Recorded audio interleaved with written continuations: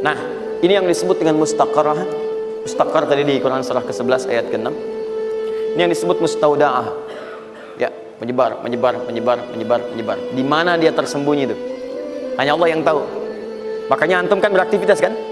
Ada yang berdagang, ada yang kerja jadi karyawan, jadi gini, di pengusaha macam-macam untuk mendapatkan apa? Itu yang menyebar ini. Ya. Dan menariknya antum kan minta kepada Allah, ya kan? Bahkan setiap dalam sholat. Coba lihat, Isa aja tadi minta 4 kali. Masih ingat nggak? Ya, coba duduk di antara dua sujud itu.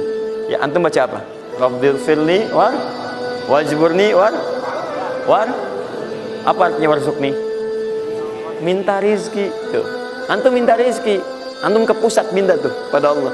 Ya Allah, saya minta rizki. Warzuq itu minta rizki. Ada yang belum tahu. Ya 4 kali Isa warzuqni. Setelah Isa masih minta juga. Ya Allah, berikan saya rizki. Yang tadi apa dalam sholat? Warzuqni. Warzuqni minta rizki. Antum minta ke pusat tuh, minta. Ya Allah, minta. Soalnya Allah disebarkan. Ambil. Cuman persoalannya yang kurang lengkap, kita nggak belajar bagaimana cara ngambilnya. Nggak tahu infonya, ini nyebarnya kemana aja nih. Yang paling repot itu adalah orang bikin usaha duluan. Usaha ini. Memang akan dapat.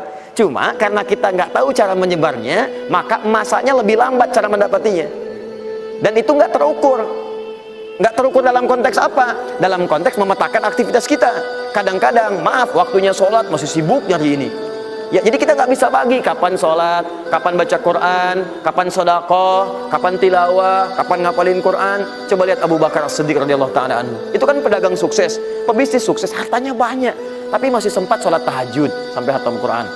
Masih sempat sehari punya program sedekah, sehari nengokin orang sakit, sehari bisa menyolatkan orang yang meninggal, sehari bisa ngantarin orang ke alam kubur.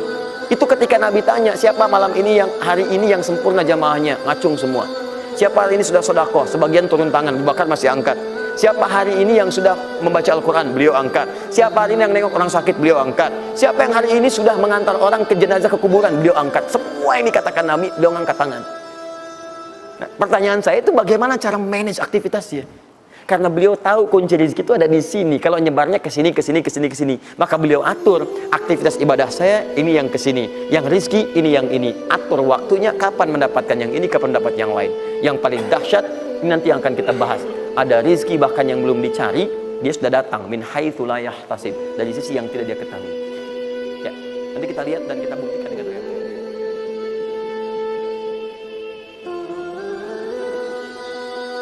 Yang paling dahsyat ini nanti yang akan kita bahas. Ada rizki bahkan yang belum dicari, dia sudah datang min haitsu la yahtasib, dari sisi yang tidak. Ya, nanti kita lihat dan kita buktikan dengan ayat-ayatnya. Satu, jenis pertama, rizki yang mutlak dicari dengan ikhtiar.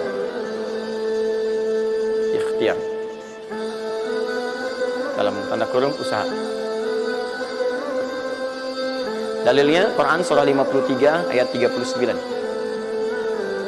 Quran surah 53 ayat 39. Ya, malam ini insya Allah saya buka pintu yang pertama adalah pintu ikhtiar. Ya. Jadi antum kalau sudah tahu pintunya, nggak usah dari pintu ke pintu antum mengetok untuk menawarkan nama. Ya. Karena ada yang dari pintu ke pintu, kok coba tawarkan nama gitu, antum nggak usah gitu.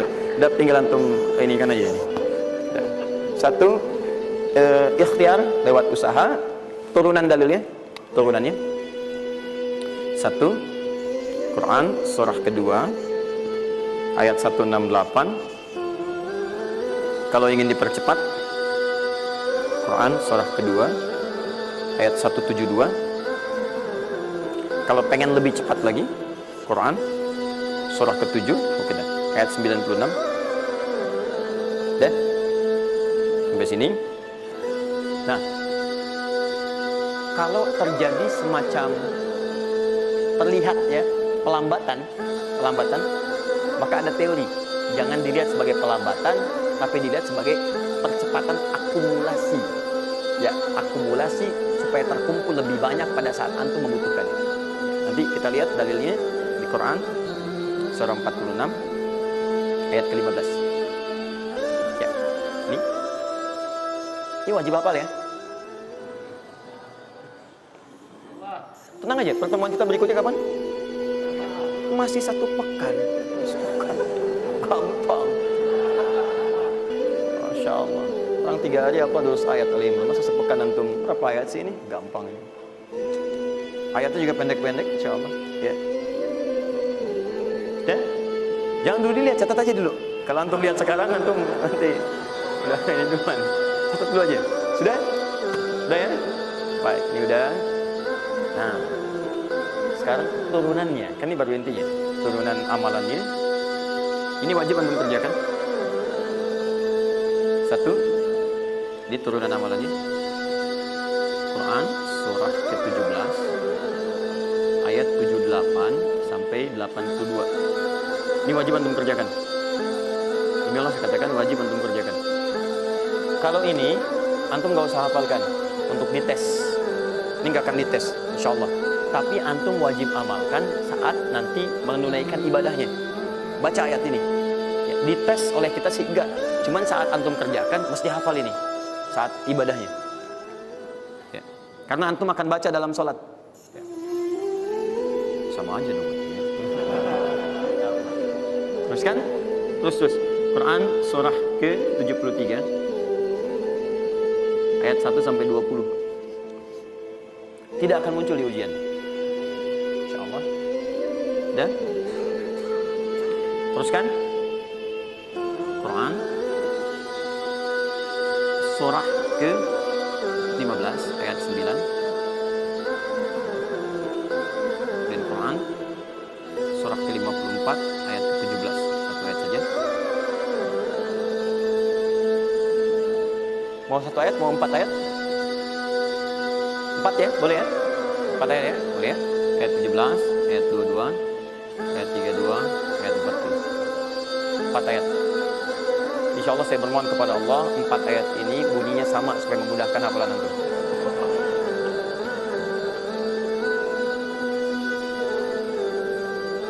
Lima. Sudah? Tahan.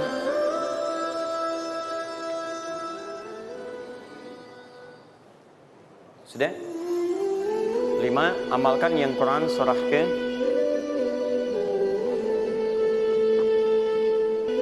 51 ayat 18. Ini untuk mempercepat pengabulan doa. Jadi kalau antum minta seketika. Sudah?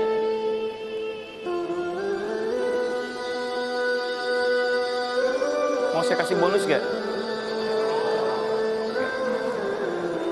Enggak, bonus ini sifatnya spesial. Bahkan ketika antum mengerjakan, rezeki itu bisa datang. Dan saya langsung berikan contohnya. Tapi kalau ini saya tuliskan, wajib hafal. Siap ya? Karena ini tawarannya tinggi, ya. Pilih mana? Enggak saya kasih, antum cari sendiri, atau saya kasih, tapi wajib hafal. Boleh? Baik. Dan ini ayat pertama, mana panitia? Lihat ya, ingat baik-baik. Ini ayat pertama yang akan menguji. Jadi password kunci pertama untuk masuk pekan depan ayat yang ini. Quran surah ketiga Al-Imran ayat 35 sampai 39.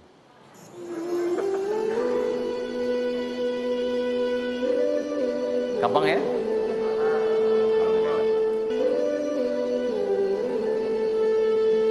Yang akan diuji hanya ayat 37-nya, 38 dan 39-nya. Yang diujinya 37, 38 dan 39. Panitia boleh acak mau tanya yang mana dulu ya. Tapi itu ayat yang pertama, yang selanjutnya 3 ayat berikutnya bebas pilih. Dan nah, ini bagian pertama. 1, rezeki yang didapatkan dengan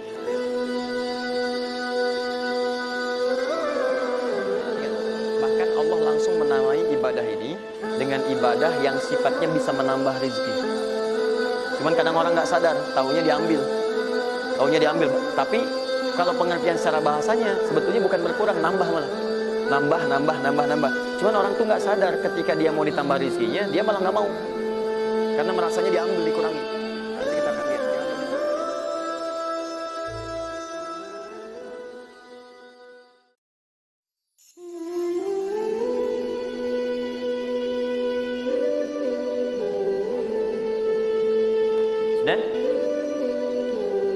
Ini bagian pertama. Satu, rizki yang didapatkan dengan ikhtiar. Kedua,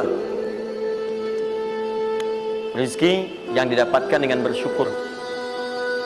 Dua, dengan syukur.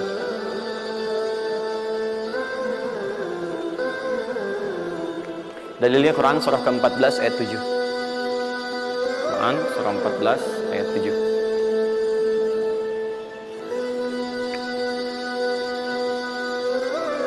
Yang saya kotaki itu yang dihafal ya. Yang saya kotaki itu yang dihafal.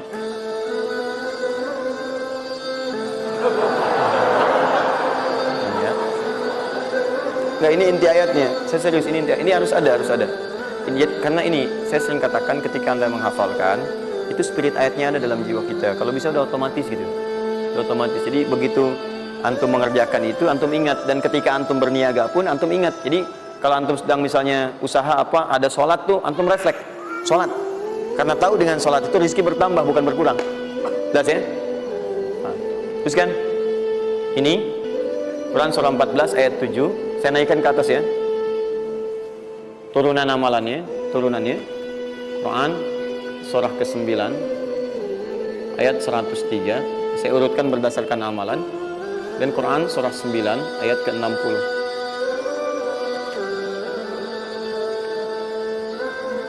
Sudah?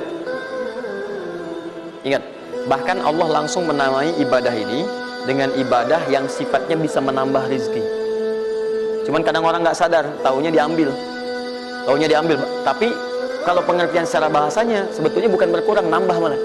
Nambah. Cuman orang tuh nggak sadar ketika dia mau ditambah rezekinya, dia malah nggak mau. Karena merasanya diambil, dikurangi. Nanti kita akan lihat. Jangan lu dibuka ayatnya, Pak, ya. Itu saya. Nah, tawaran saya yang kedua nih. Ya, ini kan tadi tawaran pertama. Mau nggak saya kasih bonus lagi? Nah, saya serius.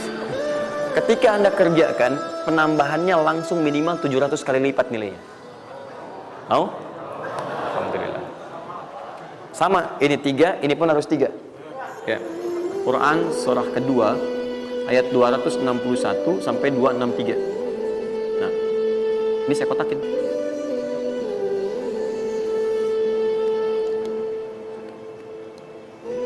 Sebentar.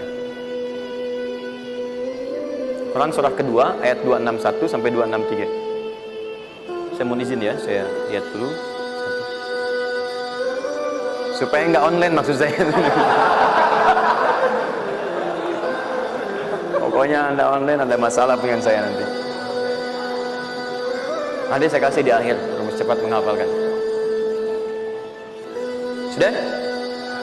Nah, 2. Nah, yang ketiga, nanti saya simpan dulu aja supaya Anda fokus yang ini dulu untuk berlatih selama sepekan. Ya, berlatih selama sepekan. Supaya nanti, karena yang ketiga ini lebih cepat lagi. Lebih cepat. Saya khawatir Anda melakukan lompatan langsung pada yang ketiga. Nah, persoalannya kita mesti berurut. Karena yang 1 dengan 2 ini keduanya saling bersinergi. Begitu yang kedua udah dapet, yang ketiga lebih mudah. Ya, karena sudah punya kebiasaan dari yang pertama tadi. Kalau saya munculkan yang ketiga sekarang, maka persoalan terbesarnya adalah kebanyakan orang nanti akan meninggalkan yang ini yang paling bahaya. Semuanya pada di masjid aja gitu kan, dan sebagainya. Jadi nggak ada di kantor kosong, di bank kosong. Jadi hilanglah kehidupan di muka bumi. Ya. Jelas ya? Nanti kalau ini udah enak, nanti saya turunkan ini yang dikejar oleh sahabat kemudian. Sampai Utsman bin Affan, Abdurrahman bin Auf tuh hobinya cuma nungguin tahajud aja. Nungguin tahajud, datang. Bukan nggak kerja, karena semuanya sudah melewati batas ini. Ini udah selesai, mereka pindah pada level yang ketiga. Itu kalau tiap malam lomba, dikisahkan oleh Imam An-Nawawi dalam kitabnya Tibyan, itu lomba dengan Abdurrahman bin Auf, Tamim Ad-Dari, itu tiap malam paling minimal sekali khatam Al-Quran dalam tahajudnya. Tapi dahsyatnya, besoknya, sekiannya itu selalu datang. 60, kalau kita sekarang 60 kontainer datang, isinya emas, perak, berlian, macam-macam. Ya, kebayanglah kalau ke PTM datang 60 kontainer isinya emas, perak, kayak nggak ada yang dikasih lagi. Jadi kalau Anda ingin mendapatkan apapun, mau dapat pahala, dapat rezeki, dapat ini, dapat itu, maka semua bergantung yang pertama pada tingkat kesungguhan usaha Anda. Usaha yang serius, yang sungguh-sungguh disebut dengan sa'a, yas'a, sa'yan.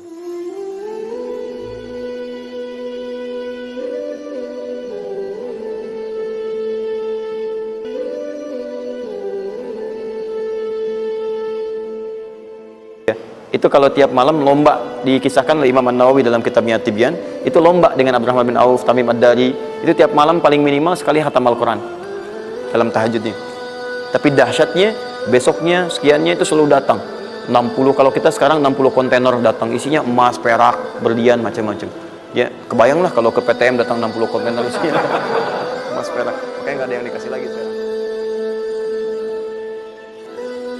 Nah, lihat sini, sudah? Saya mulai ya. Nah, ini saya harus selesaikan ini. Kita sepakat dulu sampai jam berapa kita? Oh enggak, kalau Anda mau sampai jam 12 silakan saja. Saya setengah 10 selesai lah. Karena ini pembuka ya, pembuka. Ke depan kita akan lebih kompleks karena saya pengen ini dicoba sampai sepekan. Nanti akan melahirkan perubahan. Karena ke depan kita akan bicara tentang riba, tentang macam-macam ya. Itu perlu lebih fokus lagi. Ini yang dasar untuk sepekan dulu. Siap ini ya? Yuk kita mulai. 1. Rizki lewat ikhtiar atau usaha. Saya boleh teman-teman sekalian buka ini ya? Ini udah? Ya. 1. Yang lewat usaha itu ikhtiar. Ya, buka Quran surah 39, Quran surah 53 ayat 39. An-Najm ayat 39. Wa allaysa lil insani illa ma sa'a. Wa allaysa lil insani illa ma sa'a. Wa allaysa lil insani, bahkan setiap manusia itu, awas, illa ma sa'a, akan mendapatkan rizki, akan mendapatkan hasil dari apa yang telah ia usahakan dengan sungguh-sungguh. Jadi kalau Anda ingin mendapatkan apapun, mau dapat pahala, dapat rizki, dapat ini, dapat itu, maka semua bergantung yang pertama pada tingkat kesungguhan usaha Anda. Usaha yang serius, yang sungguh-sungguh disebut dengan sa'a, yas'a, sa'yan. Sa'a, yas'a, sa'yan.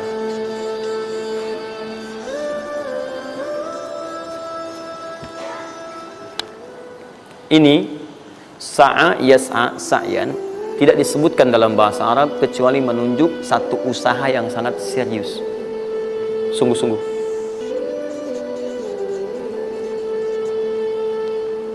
Rizki yang pertama ini sifatnya kata Al-Quran, langsung Allah yang menyampaikan. Kalau Anda mau mendapatkan rizki itu, baik yang sifatnya materi, uang, rumah, mobil, pakaian, makanan dan sebagainya, maka Anda mesti serius usaha. Usaha yang serius. Saya belum bicara bagaimana cara usahanya, tapi Quran ingin membangun komitmen dulu. Anda mau usaha nggak? Anda usaha, saya kasih, kata Allah. Jadi kalau Anda nggak usaha, nggak akan turun rezeki. Ya, nggak ada rezeki turun dengan cuman diam aja, nggak ada. Anda mesti usaha.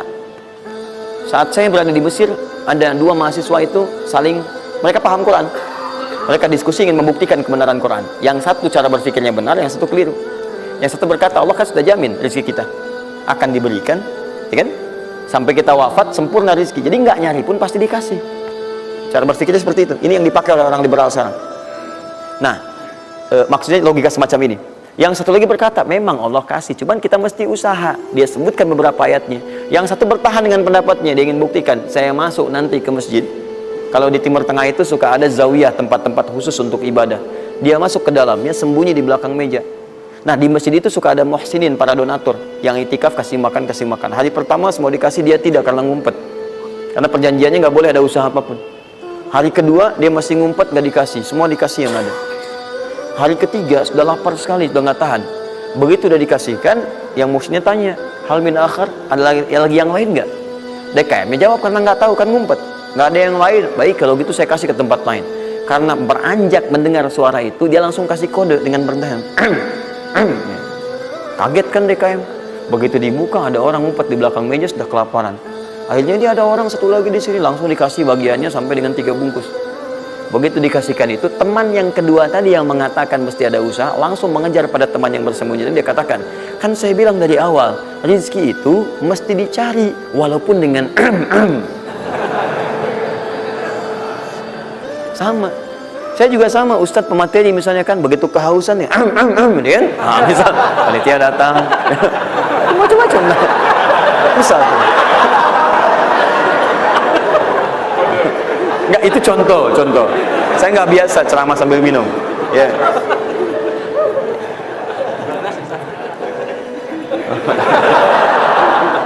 Jelas ya? Nah, jadi prinsip yang pertama, kita harus punya komitmen yang kuat dengan Allah. Kata Allah, kerja ya kerja. Kata Allah, usaha ya usaha, jangan diam. Di usaha itu sepanjang keluar yang disebut usaha dari dalam tubuh kita, kaki melangkah, tangan bergerak gitu kan, kemudian mulut berbicara, bersuara, atau telunjuk menunjuk aja, ada usaha, rezeki turun. Apa butuh pembuktian lagi? Tuh lihat di beberapa belokan-belokan tuh, cuman orang begini aja, prit, 1000 makasih pak, 2000 makasih bos, kan, 5000 paman. Om. Jelas ya, paham ya? Nah, ini yang pertama, usaha yang serius. Nah, ini langsung dicontohkan oleh Allah. Bahkan kalau Anda serius, nah perhatikan, ini jejaknya langsung ditemukan dan diabadikan dalam Al-Quran. Ada beberapa tahapan yang mesti kita tahu. 1, 2, 3. Perhatikan cara keseriusan yang digambarkan dalam Al-Quran. Teman-teman, kalau saya sebutkan sa'ah dalam Al-Quran, mungkin agak banyak kita mencarinya, butuh energi. Tapi kalau saya ilustrasikan begini, antum insya Allah akan lebih cepat menemukan.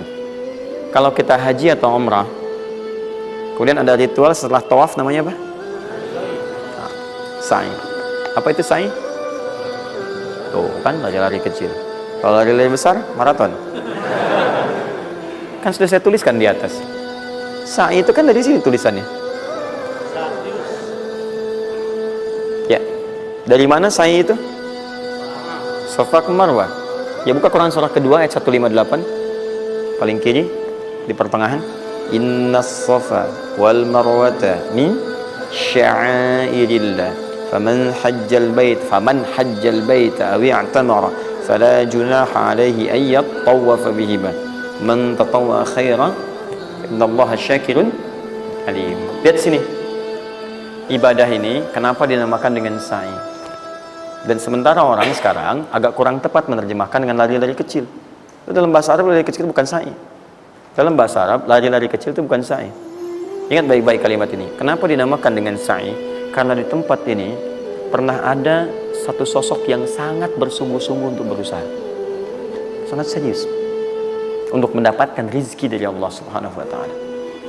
Sosok ini datang, diantarkan oleh suaminya.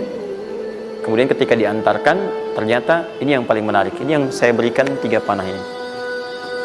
Diabadikan kisah ini di Quran surah ke-14 ayat ke-37. Pertama diantarkan. Ya, begitu tiba suami, istrinya dengan anak yang baru lahir, tiba-tiba langsung bermohon kepada Allah. Perhatikan, bukankah Allah pemilik rezeki? Masih ingat tadi teori di awal? Pusat rezeki ada di mana? Baik. Nah, ini teman-teman sekalian, kaidah yang pertama. Kalau antum ingin berikhtiar, berusaha, maka hal yang pertama dilakukan adalah mendekat dulu kepada pemiliknya. Mohon, minta kemudahan, minta petunjuk, minta kenyamanan, minta keberkahan. Itulah sebabnya sebelum kita berangkat, kita sholat dulu. Sholat subuh, sholat fajar, menghadap, usahakan. Makanya Nabi setelah selesai sholat, itu selalu meminta kepada Allah diberikan petunjuk mendapatkan rezeki. Ya, yang di Ibnu Majah nomor hadis 925 itu, Allahumma inni as'aluka ilman nafi'a wa rizqan tayyiba wa amalan mutaqabbala. Minta. Kalau dalam bahasa kita, ya Allah berikan saya hal yang bermanfaat, ilmu bermanfaat, dan rezeki terbaik di hari ini. Minta. Nah, begitu sampai beliau bermohon pada Allah, Rabbana inni askantu min dzurriyyati biwadin ghairi dzi zar'in inda baitikal muharram. Perhatikan ya. Ya Allah, saya bermohon kepadamu, engkau yang merawat kami, memerhatikan kami, memberikan rezeki kepada kami. Sifat rububiyah yang disebutkan namanya Rabb. Begitu meminta kepada Allah, ya Allah sekarang saya diperintahkan olehmu sebagai tawadu. Nabi Ibrahim mengatakan, saya menempatkan sebagian keturunan saya, istri saya, anak saya di satu tempat yang sangat gersang. Anda bayang nggak? Tempatnya gersang, gunung-gunungnya itu, batu-batunya itu rapat luar biasa, kerasnya luar biasa, dan nggak ditemukan sumber air di situ. Artinya ini kondisi yang paling dalam lah, ya. Kondisi yang paling sulit didapatkan. Jadi selevel tumbuhan pun nggak ada. Jadi saya mau katakan begini, lihat ya.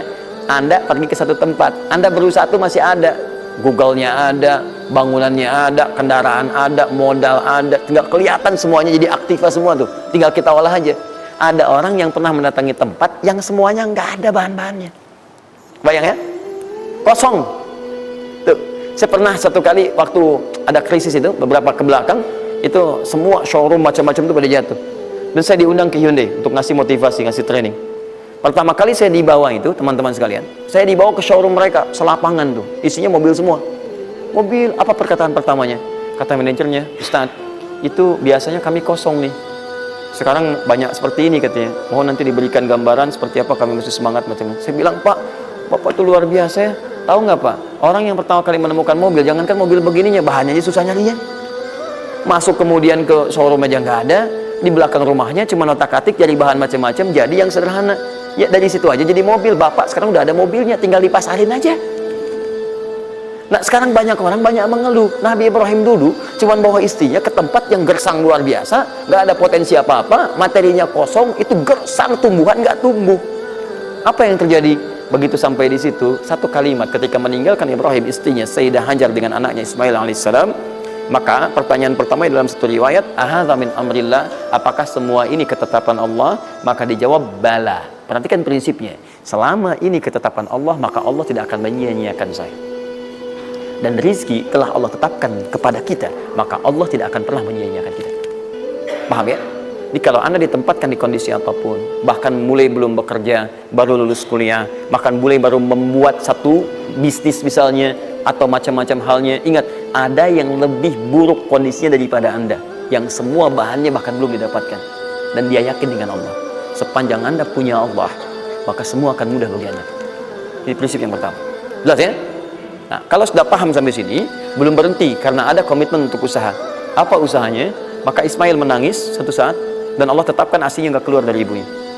Begitu tidak keluar, nah anak ini kan pasti bergejolak. Tangan bergerak, kaki bergerak, disimpan di bawah. Saat bergerak itu kakinya menghunjam ke tanah, tangan bergerak, nggak keluar apapun. Ibunya ini yang menempuh usaha yang sangat serius untuk mencari. Dia tahu kalau cuma diam nggak akan datang. Maka ibunya menerapkan satu ketentuan pertama yang nanti diabadikan dalam Al-Quran, yaitu teori rezeki dengan ikhtiar, mencari cara yang serius. Nah, cuma apa yang akan kita keluarkan saat ini terlepas dari usaha apapun yang Anda kerjakan saat ini. Tapi teori dasarnya adalah ketika Anda menempuh usaha yang serius ini, ada beberapa tahapan yang mesti Anda lalui. Persoalannya, waktu saya sudah habis 9:30. Nah, saya mau minta sedikit aja, boleh nggak saya tambah 5-10 menit? Alhamdulillah. Nah, satu, saya agak cepat ya, saya agak cepat. Satu. Nah, tahan. Yang pertama beliau lakukan, beliau kemudian mencari itu dengan semangat, naik ke satu bukit. Naik. Bukit apa namanya? Kapan bukit itu dinamai dengan Safa? Ini persoalannya. Belakangan kan? Belakangan, setelah itu bukit Safa. Dari mana munculnya Safa? Safa itu kan kalau kita gali dari akar katanya, ya berasal dari kata tasfiyah. Ya, Safa, yasfi, sofyan, wa tasfiyatan, wa sofian, wa sufyanan. Kalau pakai sin, sufyan, kalau pakai sod, sufyanan. Sofian. Tasfiyah artinya menyaring sesuatu yang kotor, sehingga yang bersih aja yang kelihatan. Kalau Anda menyaring sesuatu, saring, bersihnya itu ada, kotornya hilang, dibuang. Itu namanya tasfiyah. Pakai ta, sod, fa, ya, ta. Ini hasilnya disebut dengan sofa.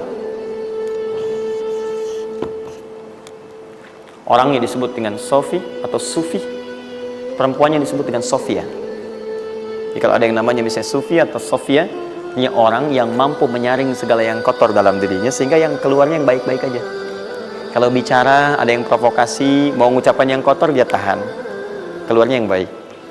Mau melihat ada yang kotor dia palingkan, dia yang baik. Itu sofia. Perempuannya, laki-lakinya sofi, ya, atau sufi. Baik. Nah, Safa, kenapa disebut dengan Safa bukitnya? Karena pada saat itu, walaupun tidak ada modal, situasinya sulit, beliau bisa menyaring keadaan dirinya, sehingga menghilangkan yang kotor-kotor dalam benaknya, dan yang ada cuma prasangka baik kepada Allah Subhanahu wa Ta'ala. Maksudnya Pak, kalau Anda ingin memulai usaha, sehebat apapun, walaupun nggak ada modal, nggak ada apapun, hal pertama modal terbaik yang Anda mesti lakukan adalah berprasangka baiklah kepada Allah Subhanahu wa Ta'ala. Safa. Positive thinking kepada Allah. Allah sudah janjikan kepada saya, maka saya akan memenuhi apa yang Allah perintahkan, dan akhirnya Allah memberikan apa yang dijanjikan. Betul ya? Kalau Anda memulai dengan perasaan yang baik, yang positif, nanti Allah akan angkat Anda berada di puncak seperti Sayyidah Hajar naik ke atas bukit itu. Jelas ya? Dan perasaan Anda pun akan enak. Tapi kalau belum apa-apa Anda sudah negative thinking kepada Allah, maka mohon maaf, jangankan rizkinya, maka usaha Anda pun tidak akan maksimal, effortnya akan sangat kurang.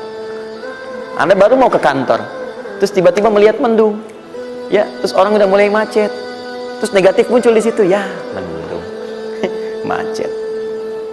Terus apakah dengan mengatakan ya, mendung dan macet, kemudian macet itu akan terurai? Mendung itu akan sirna? Tidak. Sampai Anda bikin status pun nggak akan pernah kelar. Ceklik, hari ini Bekasi macet, terus Anda ngapain? Jadi kalau Anda mau mengawali sesuatu, maka positive thinking kepada Allah. Bismillah. Allah yang bikin mendung, Allah yang bikin terang, nggak ada bedanya. Bismillah, saya diperintahkan, saya jalan. Tak bisa, kemudian saya coba cari alternatif. Macam Anda usaha. Paham ya? Nah, kemudian, bukankah seseorang berusaha itu ingin mendapatkan sesuatu? Puncak hal yang diinginkan, yang diharapkan itu bentuknya rizki. Tapi sifat ingin mendapatkan sesuatu, puncaknya disebut dengan marwah namanya. Sesuatu yang sangat diharap, diinginkan, marwah. Perhatikan baik-baik. Ya. Saya mau tanya begini, dari sofa ke marwah, berusaha dengan serius Sayyidah Hajar. Lihat sini, sofa itu kan di atas kan, terus turun kan, turun, tahan sini.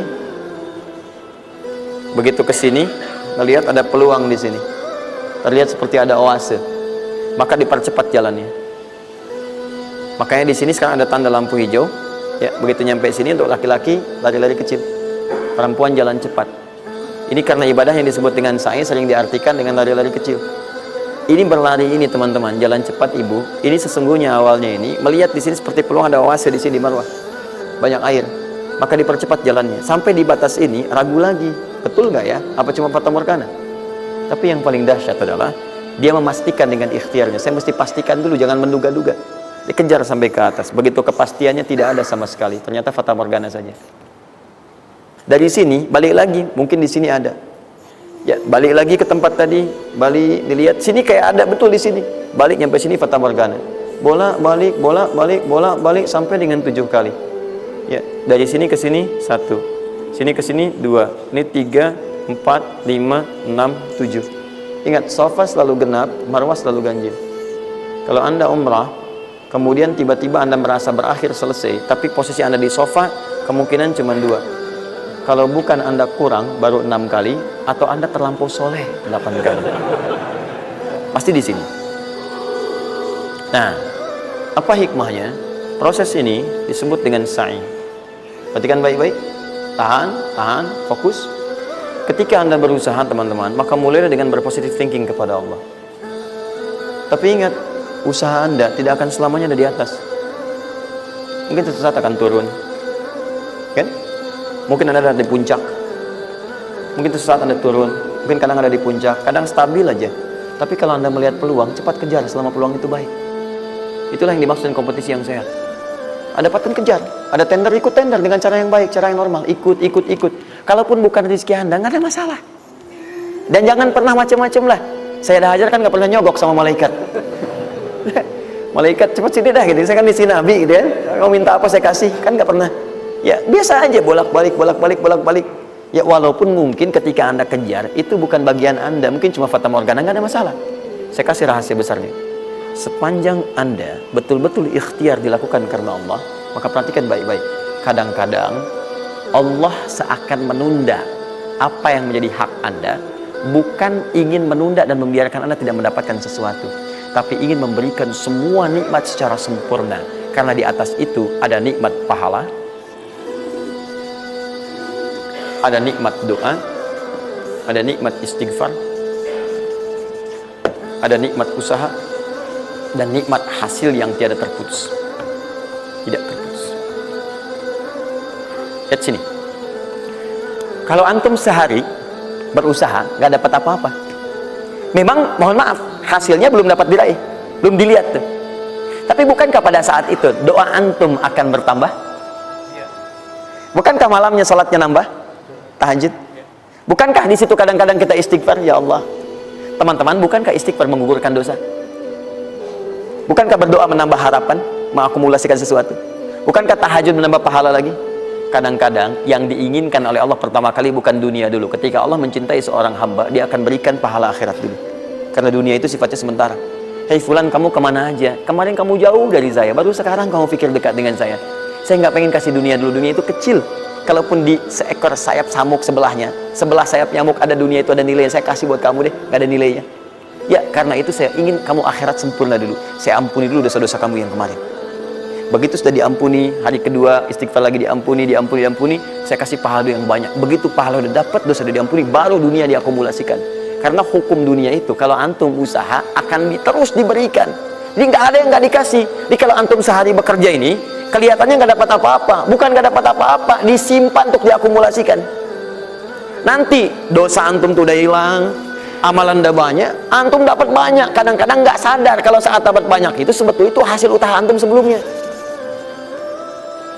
Itu teorinya begitu. Ya, jadi nggak ada yang nggak dapat apa-apa, semua akan dinilai. Sepanjang antum bergerak dikasih, dan antum buktinya hidup juga. Sampai ke hari itu kan masih hidup, bisa makan juga di hari itu, bisa beraktivitas juga, sehat juga dan sebagainya. Belum dapat apa. Makanya kata Nabi, yang hari itu ada makanan, dia orang kaya sebetulnya. Kalau besok masih ada lagi, kaya banget. Antum sampai sebulan masih ada cadangan. Kenapa kita mesti berkeluh kesah? Dan belum tentu hidup juga sampai besok. Yang tuh mau ngumpulin apa? Nah, maka prinsip yang terbaik adalah ketika antum berikhtiar, ikhtiar usaha yang maksimal. Tapi jangan khawatir kalau antum kerja sehari nggak dapet, 2 hari belum ada usaha. Jangan khawatir teman-teman sekalian. Rumus yang mengatakan semua ketika badan bergerak, maka rezeki dituliskan untuk keluar. Tapi kadang-kadang ada yang Allah inginkan lebih besar dari apa yang Anda harapkan. Apa yang Allah harapkan, ikutkan ke situ, maka Anda akan mendapatkan akumulasi bagiannya. Itu yang dilakukan oleh Sayyidah Hajar.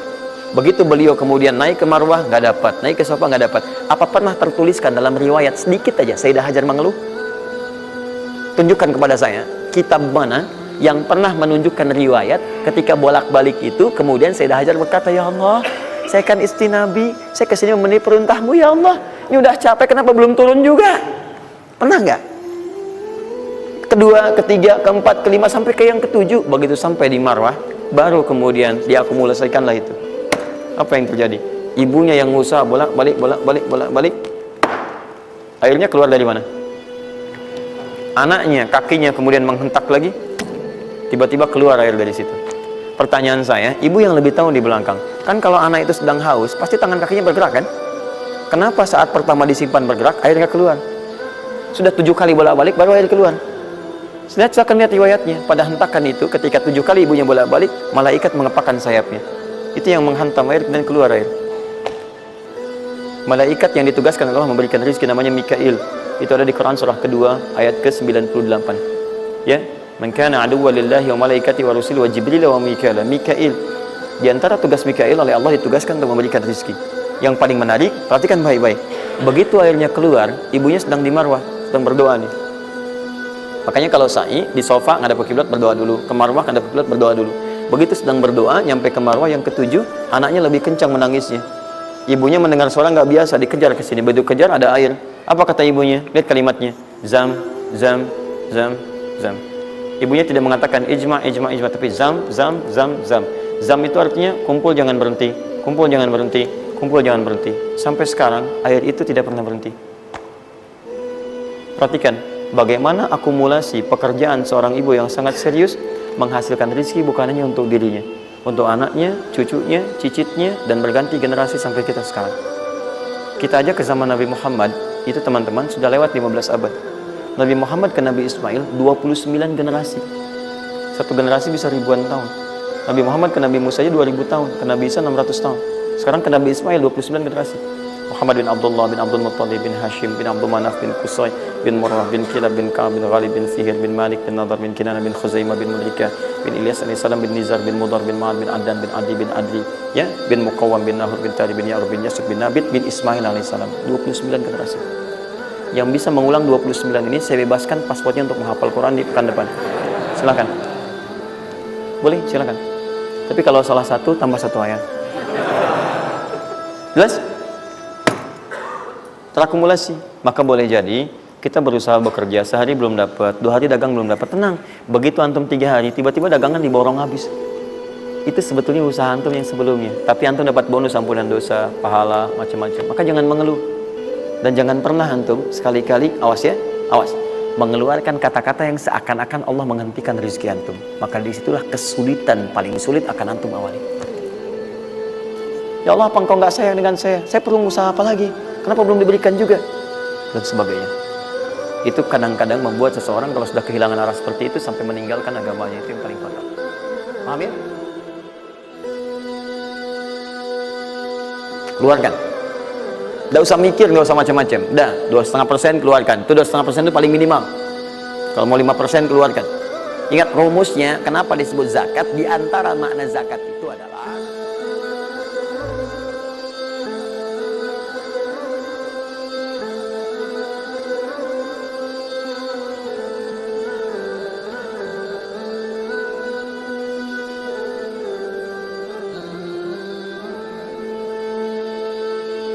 ya Allah, apa engkau nggak sayang dengan saya? Saya perlu usaha apa lagi? Kenapa belum diberikan juga? Dan sebagainya. Itu kadang-kadang membuat seseorang kalau sudah kehilangan arah seperti itu sampai meninggalkan agamanya.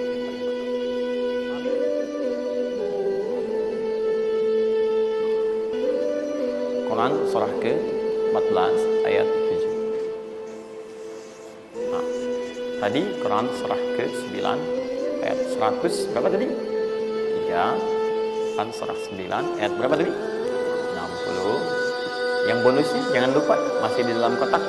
Quran surah kedua ayat 261 sampai pinter. Ya, alhamdulillah. Kotak wajib dihafal.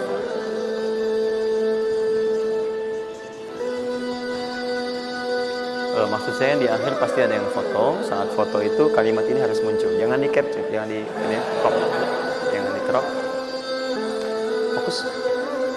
Nah, sekarang rezekinya sudah ada. Bagaimana Anda mendapatkan akselerasi dari peningkatan? Ya, baik sifatnya kuantitasnya ataupun juga nilainya. Terus. Ya, maka rumusnya kalau sudah dapat dari usaha itu, ini kan usaha kan? Ya, ada usaha yang kedua. Masih ingat teman-teman? Yang punya rezeki siapa? Nah, sekarang Allah tawarkan, saya akan berikan kepada kamu, kata Allah, peningkatan dari usahamu dengan cara yang tidak terlampau susah.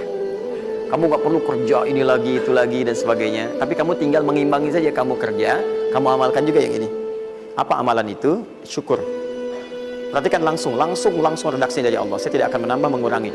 La in syakartum la azidannakum. Ingat, la in syakartum, kalau kamu bersyukur kepada saya, la azidannakum, saya akan tambah bagimu. Jelas ya? Tambah di sini bukan menambah nominal. Ya, karena nominal itu akan tetap. Maksudnya kalau antum 100 miliar aja. Yang ditambahkan itu ada dua. Pertama, penambahan percepatan dan kemudahan dalam mendapatinya. Lebih mudah dari sebelumnya. Yang kedua, penambahan keberkahan di dalamnya. Berkah itu manfaatnya lebih banyak.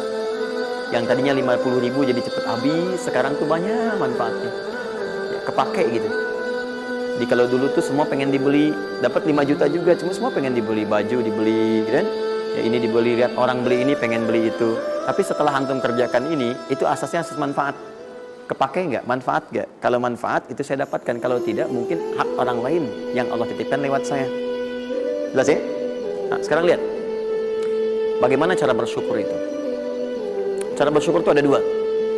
Ya, saya percepat dan di sini kita berakhir. Saya cuma tinggal punya waktu 2 menit lagi, maka saya percepat kalimat saya.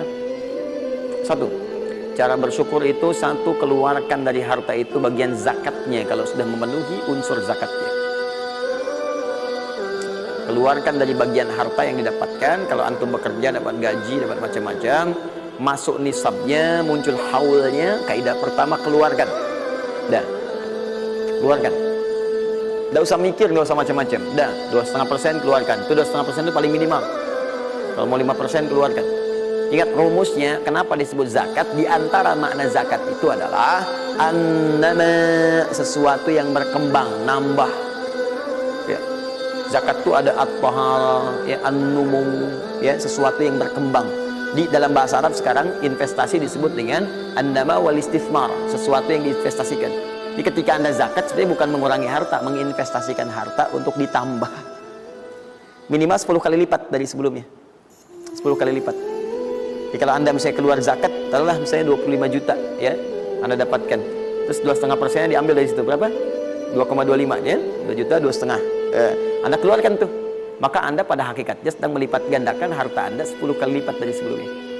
Jadi Anda akan dapat dari situ 22 juta setengah. Bentuknya bisa macam-macam. Ingat, rezeki itu kan bukan hanya uang. Tadi saya katakan. Ya, bisa jadi proyek baru datang nilainya segitu. Bisa jadi apa lagi? Bisa jadi dijaga kesehatan, nggak sakit selama sebulan. Biasanya cek lab ini itu dan sebagainya, ya kan? Kolesterol macam-macam habisnya segitu. Bulan itu nggak ada apa-apa. Terus Anda berkata, alhamdulillah nih sekarang saya kelihatan sehat, gini-gini, hasilnya positif. Padahal Anda itu dihasilkan lewat zakat, lewat macam-macam. Nah, misalnya nggak ada konflik, nggak ada masalah di hari itu, yang kalau diselesaikan nilainya 22 juta. Masa marah dengan istri macam-macam. Mama kenapa sih mah gini-gini? Apa mau damai? S9 Note. Wah, beli S9 Note, harga 15 juta. Ya, tambah lagi 7 juta laptopnya misalnya kan dan sebagainya. Misal, habisnya segitu juga. Jadi dijaga oleh Allah, mendapatkan penambahan bisa berupa langsung nilainya, nominalnya dapat proyek yang lain, atau dijaga untuk mendapatkan yang non materi tadi. Paham? Maka saya katakan pada Anda, kalau sudah ada kewajiban zakat, maka jangan berpikir menunda. Cepat berikan saat itu, maka seketika Allah akan lipat gandakan apa yang Anda telah usahakan itu. Jelas?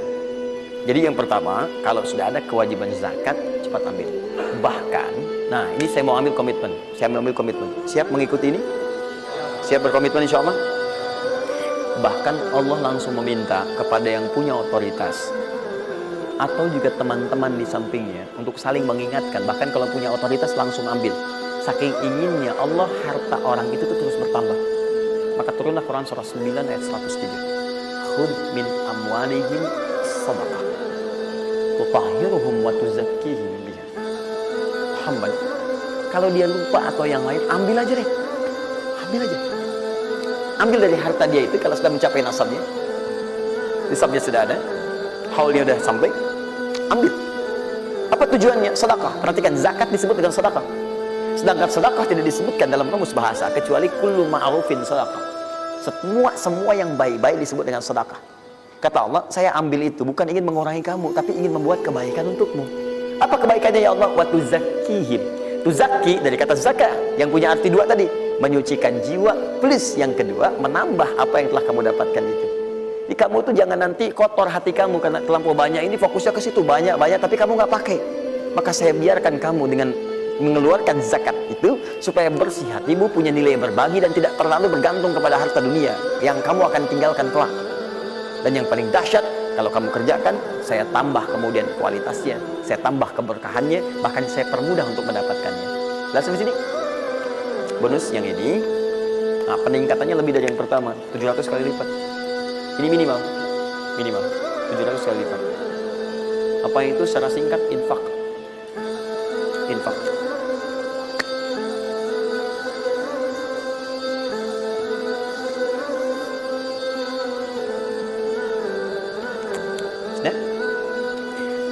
فَالَّذِينَ يُنْفِقُونَ أَمْوَالَهُمْ فِي سَبِيلِ اللَّهِ كَمَثَلِ حَبَّةٍ أَنبَتَتْ سَبْعَ سَنَابِلَ فِي كُلِّ سُنبُلَةٍ مِائَةُ حَبَّةٍ وَاللَّهُ يُضَاعِفُ لِمَن يَشَاءُ وَاللَّهُ وَاسِعٌ عَلِيمٌ.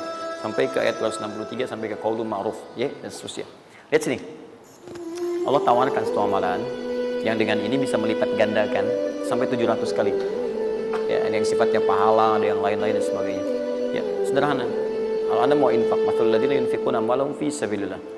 Baik, kalau Anda mau infak, yang infak itu bukan infak biasa, tapi infak digunakan untuk fi sabilillah. Fi sabilillah. Ini bukan zakatnya. Kalau zakat jelas sifatnya kewajiban. Zakat itu nggak bisa nawar, harus keluar. Tapi infak tidak. Infak itu dibagi dua, ada yang wajib, ada yang sunnah. Infak di sini bicara yang sunnah. Ya, infak wajib itu infak dari suami kepada istri dan keluarga. Infak, ya, itu infak. Singkatannya nafkah. Nafkah itu infak. Dari mana dalilnya Ustaz? Quran surah keempat ayat 34. Ar-rijalu qawwamuna 'alan nisa bima faddalallahu ba'dahum 'ala ba'dhin wa bima anfaqu min amwalihim. Ya, suami punya kelebihan dibanding perempuan, diberikan kekuatan oleh Allah untuk berusaha mencari nafkah. Nafkah itu bahasa Qurannya infak. Di antum itu memberi infak pada keluarga wajib. Wajib. Ya, enggak apa-apa ibu berdoa minta yang banyak, Bu. Minta. Suami dimudahkan, itu janji Allah kok. Jangan minta sedikit Bu, minta yang banyak. Minta yang banyak. Karena antum, teman-teman, mencari 1 juta. Tapi ibu menjadikan 1 juta itu cukup untuk sebulan. Itu nggak mudah. Ya, maka berpartner di situ. Ya, suami keluar atau ibu yang berbisnis sekarang dan sebagainya, bermohon kepada Allah minta kebaikan. Ya, tapi spesial untuk kepala keluarga, ketika dia mencari nafkah itu Allah berikan nafkah untuk 1 keluarganya. Ya, kalau ibu yang punya hobi bisnis dan bukan pencari nafkah, itu yang diberikan cuma rezeki ibu aja di situ. Ya, sepanjang dia bukan pencari nafkah. Tapi kalau pencari nafkah, itu semua rezeki keluarga diberikan di situ. Nah, saya tuliskan dulu supaya fokus ya. Infak. Infak ini, kalau Anda mau keluarkan di jalan Allah, maka ada 5 golongan yang utama. 5 golongan. 5 golongan itu, ini masuk ke dalam kotak tadi yang wajib dihafalkan. Quran surah kedua, ayat 215. Cepat, waktu saya tinggal 5 menit. Kalau Anda terlampau lambat, saya tidak akan bisa menyampaikan rumus cepat menghafalkan apa yang telah saya wajibkan. Ya, jadi fokus baik-baik. 5 golongan ini Anda nanti lihat Quran surah kedua ayat 215. Yas'alunaka madza yunfiqun qul ma anfaqtum min khair. Kalau punya mau infak, ya, rumus pertama Anda mesti keluarkan yang terbaik. Ya, yang terbaik, ingat, yang terbaik. Kalau uang sifatnya cari, jangan yang sudah kucel, nggak enak dilihat dan sebagainya. Cari yang paling bagus, yang ini itu yang diberikan. Ya, kalau makanan seimbang. Kalau Anda beli sama-sama hangat, jangan yang satu udah dingin, satu ini berikan pada orang, tidak. Kalau pakaian masih layak, bagus, ini berikan. Lihat baik-baik pada siapa itu disampaikan 5 golongan. 1 lil walidain, orang tua. Orang tua itu cepat sekali. Anda nggak usah tunggu orang tua nelpon Anda, karena sifat orang tua nggak akan minta. Cuman kadang nanya kabar, apa kabar, gitu kan? Nah, cuma Anda harus paham kondisi seperti itu. Sama seperti Anda, mama tahu makannya nak ya, lapar ya. Waktu kecil kan begitu. Anda pun mesti bisa baca sinyal orang tua. Kalau udah telepon, nanya kabar tuh, gak usah ditunggu. Begitu Anda ada kelebihan, langsung berikan. Paham ya? Bahkan jadi wasilah nanti lain waktu kalau sudah waktu luas saya berikan gambaran. Bahkan saat susah pun, saat macam-macam pun, itu ada rumus nanti berikan infak pada orang tua. Maka ketika orang tua mengatakan, ya Allah berkahi anak saya mudah ya, itu langsung mengguncang arsy. Nanti saya tunjukkan hadis-hadis sahih dalam kajian spesifik nanti ketika kita masuk ke dalam babnya. Di riwayat Al-Bukhari dalam kitabnya Al-Adabul Mufrad. Bagaimana perannya orang tua begitu penting bagi keberkahan dan pencarian usaha kita. Ya. Kemudian wal aqrabin, kerabat terdekat. Kerabat terdekat. Kerabat terdekat itu sifatnya ada 2. Bisa kekeluargaan. Ya, keluargaan, anak paman, bibi, ya ponakan macam-macam dan sebagainya. Ya, kemudian bisa juga tetangga kita nih yang samping-samping. Aqrabin, yang paling dekat dengan kita. Mereka itu sangat menentukan. Kalau antum nggak perhatikan, berbahaya juga bagi kehidupan antum. Antum sukses di kantor tapi nggak perhatian sama tetangga, begitu ada maling macam-macam malah didorong tuh sama tetangga. Biarin aja, habisin. Bukan, memang nggak pernah perhatian sama kita, biarin aja gitu kan. Nah itu kan yang repot ya. Wal yatama, anak yatim 3. Yatim itu cepat sekali. Tapi jangan berlebihan. Ya nanti saya tutup lah. Yatim wal masakin, orang miskin. Wabnis sabil, orang yang kesulitan di jalan. Ya, orang yang kesulitan di jalan. Anak siapapun dia, sepanjang dia sedang kesulitan, sifat orang kesulitan itu kalau dibantu, maka suara dia itu akan langsung memberikan jawaban kepada Anda. Jelas ya? Baik, tahan sini, tahan. Fokus teman-teman. Termasuk Ibnu Sabil di situ nanti, itu ada yang diartikan dengan orang-orang yang semacam belajar. Ya, kalau di luar itu banyak yang kayak ngasih beasiswa ke orang yang belajar, yang sebagainya. Ada yang pengajar, ada yang macam-macam, itu cepat juga itu. Nah, mempraktekkan kelima itu pakai rumus yang ini yang tadi, yang 261, 263. Lihat ya, lakukan karena Allah, bukan karena yang lain. Paham ya? Dan melakukan karena Allah itu diarahkan untuk mendekatkan diri kepada Allah. Dia cara infaknya. Misal, antum ingin ngasih misalnya kan? Nih, saya mau ngasih pakaian yang Allah sukai. Kasih baju koko, kasih sarung, ya kan? Misal kalau dia mau sekolah, kasih perlengkapan sekolah, berikan mushaf, berikan mukena, berikan macam-macam, ya untuk misalnya biaya sekolahnya. Kalau bisa bergantung pada antum, sekolahkan ke tempat yang Allah sukai dan sebagainya. Itu cepat sekali investasi dan pahalanya nggak akan berkurang, ngalir terus. Jadi kalau dia baca Quran tuh dapat pahala dan seterusnya. Dan itu sampaikan dengan cara yang bijak. Kalau sudah ngasih, saran saya lupakan. Jangan diungkit-ungkit, lupakan. Makanya bahasa Qurannya qaulun ma'rufun wa maghfiratun khairum min shadaqatin yatluha adza. Kata-kata yang baik Ya, dan maghfirah, permohonan ampun, maaf. Ya, kalau nggak bisa ngasih minta maaf, langsung kemudian lupakan. Jangan diungkit-ungkit, jangan macam-macam supaya tidak hilang pahalanya. Begitu sudah itu dilakukan, itu lebih bagus. Bahkan saat antum nggak punya pun berkata baik lebih bagus daripada ngasih tapi seringkali diungkit-ungkit atau dengan kalimat yang tidak menyenangkan. Dikasih, gitu kan? Aduh, Mas terima kasih ya sudah dibantu gini-gini. Gak apa-apa. Itu kan rezeki cuma titipan dari Allah. Hak ibu juga, hak kita bersama. Ibu kan miskin, misalnya. Itu paling gak enak. Ya. Dah cukup. Saya tutup. Ini yang saya mohon maaf ya, mungkin teman-teman yang lain punya kebiasaan. Saya tuh kalau ada ulama atau yang lain baik, saya contohkan dari sana. Tapi kalau nggak ada atau ada pengalaman kita yang baik yang kira-kira tidak menghadirkan perasaan yang berlebihan, saya bagi, mungkin antum bisa ikuti. Nah, saya cuma membiasakan yang orang-orang dulu biasakan, guru-guru saya biasakan, dan itu pengaruhnya sangat dahsyat. Kalau antum mau lebih cepat lagi, biasakan begini: menerima pendapatan dari manapun, walaupun bukan gaji atau apapun, cobalah antum keluarkan dari situ, niatkan sebagai sedekah. Saya ulang ya, menerima berapa peser pun dari manapun pendapatan, coba antum keluarkan sebagai sedekah. Misal 2,5%, 5%, keluarkan aja, bagi siapa. Demi Allah saya katakan, begitu antum kerjakan itu karena Allah, maka Allah akan merawat anda dan menjadikan dunia kecil bagi anda. Apapun yang anda butuhkan ada dan kecil sekali. Dan anda sudah nggak melihat, nggak ada nilainya tuh dunia itu. Jadikan kebiasaan itu. Kalau ada pakaian sudah anda pakai, datang lagi yang baru, ini yang lama kasih aja, yang layak dipakai dan sebagainya. Seperti itu biasakan. Begitu anda biasakan, nanti Allah jadikan kecil dunia bagi pandangan anda. Ada nilai. Dah. Paham ya? Itu kalau antum mau ikuti silakan, atau kalau mau bertahan di yang pokok silakan. Saya sudah katakan, saya tidak akan menambah waktu lagi karena sudah jam 10. Pas 12 menit saja apa yang saya minta. Dan saya tutup dengan kalimat, kalau ingin dimudahkan menghafal ayat-ayat yang disampaikan, maka caranya cuma dua. Satu, yakinkan antum bisa menghafalkannya. Yakin, jangan ragu. Bisa. Yang kedua, anggap mudah. Pokoknya kalau sedang ada merasa susah, mudah. Bisa insya Allah. Ya, siap? Ya. Mudah atau susah? Yakin? Berapa ayat tadi? Sedikit. Itu banyak tuh jadi susah. Saya ulang, jangan pulang. Mudah atau susah? Yakin? Nah, berapa ayat? Oh, luar biasa. Alhamdulillah.